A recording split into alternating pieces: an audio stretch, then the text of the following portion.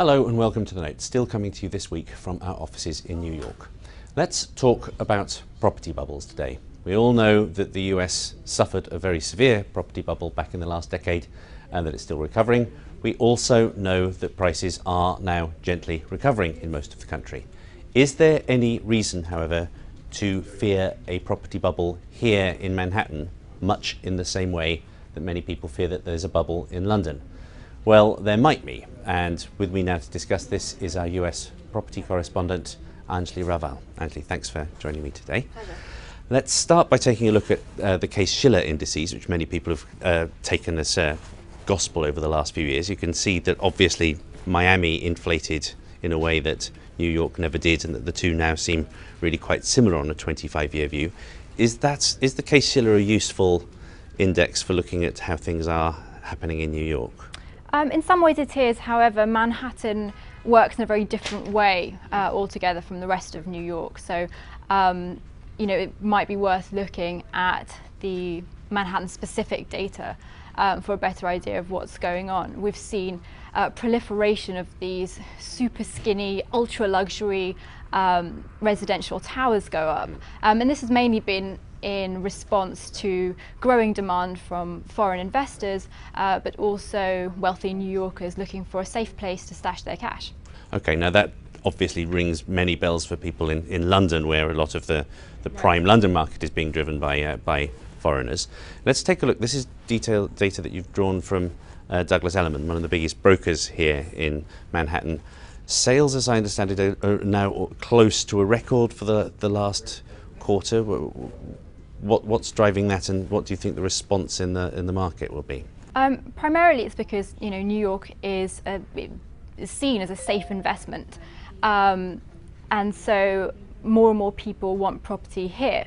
And this has really driven the development, and developers are responding to what buyers want, and these properties are becoming even more premium. So we've got amenities from underfloor heating to air purification systems for art, all these things that are really driving the luxury market. And these are now in these tall, super skinny places that will cast their shadow over Central Park. These are places where we haven't traditionally had big residential buildings before. Well, these towers first started springing up near Central Park, but the demand has been so high that actually people have been looking further downtown and into the outer boroughs, places like Brooklyn, where traditionally people really wouldn't have looked, and so development has just followed where people are now looking. Now, we've got a big political development in New York in the last few weeks, which is that Bill de Blasio has been elected mayor, first Democrat in 20 years, and plainly on a platform where he was getting angry about growing inequality in the city. What you've just discussed sounds like a case for a serious problem of growing inequality. Is there any sense in which the de Blasio administration, in which there are any political risks to this growth in the high-end market? Well, in some ways, I think these sort of luxury towers in some ways are just a physical manifestation of this inequality. The richest 5% of New Yorkers are earning well over $400,000, whereas the poorest 20% are earning around $8,000. There is some concern, the real estate developers and the lobbyists we're concerned that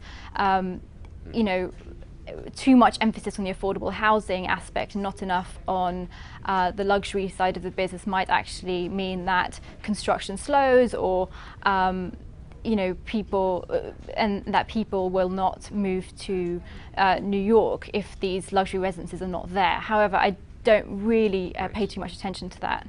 And I guess my final question, all of us had experience with what happens when property bubbles burst around the world over the last 10 or 20 years. Do you think it makes sense yet to call this a bubble, or is this too clearly defined a demand? I think there are bubble-like conditions, but I wouldn't quite say we're there yet.